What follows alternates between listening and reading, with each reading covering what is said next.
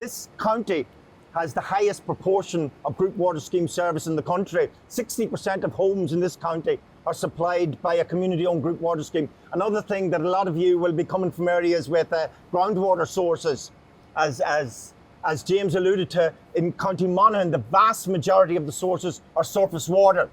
And that creates its own challenges in this region. And if I can just give you a context, a kind of a geographic and a political context of where and what we're about here. If you go a few miles east of here, you're in County Armagh.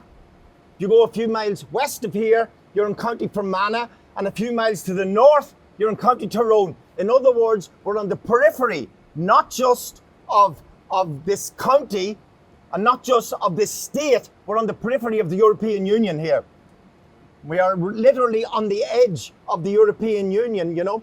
And because we were on the periphery since the border was imposed on our country back in 1920, because of that, we've had to deal with a lot of issues here. And people in this area, not least the farmers, had to learn resilience. And they were very, very, very hard working. They had to be creative. They had to push forward, so that you'll find in this region here, you have a very strong work ethic. And the land, as you will see as you're driving along, is not exactly the best agricultural land in the European Union. It's a heavy clay soil, right? Prone to run off from one thing and another.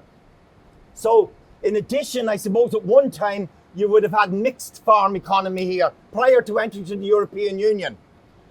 But the European Union changed all of that, and the Mansholt Plan changed all of that.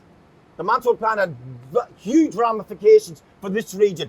Thousands of farmers, because the whole Mansholt Plan was get big or get out. Intensification was the new thing. And intensification in this region had far greater implications than in many other regions. So farmers did what they had to do. They increased their herd. There was more of a structure. Thousands of farmers left the land. Tens of thousands actually in this county alone left farming because it simply wasn't viable for them. So you've got a mixture now today of dairy farms. It's still a cooperative run dairy region, and you also have cattle, beef stock. Prior to entering to the EU, when I was young, in this region, cattle were reared to 1 year, and then they were sold on in the poorer lands to County Meath, to the dry lands, right? That all changed under the EU because the EU financed overwintering houses and one thing and another. And all of that there created issues then. Obviously, what do you do with all of this waste that's produced?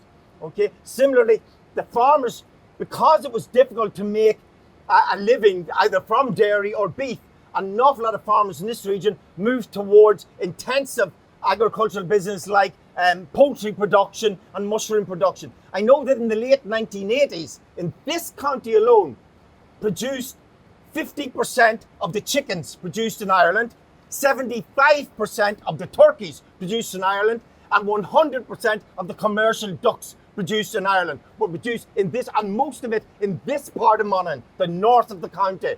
And people did that because that was the only way, you know, there's no subsidy towards that there, but it was a way of trying to make a silk purse out of a sow's ear, if you understand the context. You know, if you're dealt the hand you're dealt with. You'll notice as we're driving on, we're quite high up here.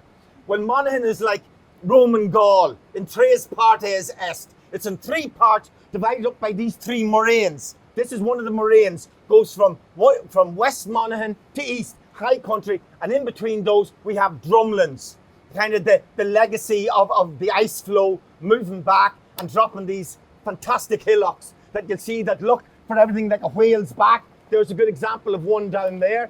You'd see it's a hill that rises up like that there, and that shows you the flow of the ice flow. So it's a region that is characterized by, I think, to understand the issues that Stranooden and other water suppliers have to deal with, you've got to understand that context. And unfortunately, the EEC had very little regard for environmental sustainability when they were promoting the Common Agricultural Policy, especially back in the early days. Thankfully, that's beginning to change.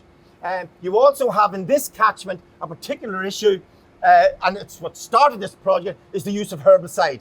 And herbicide, none of the treatment plants in this jurisdiction are catering for herbicide. It's a very, very expensive thing to treat out of water, and yet the drinking water regulations insist that we have less than 0.1 milligram of herbicide. So it's a really, really important one to think about. You can see across the road from us, this is what people do. They spray herbicides, not just farmers.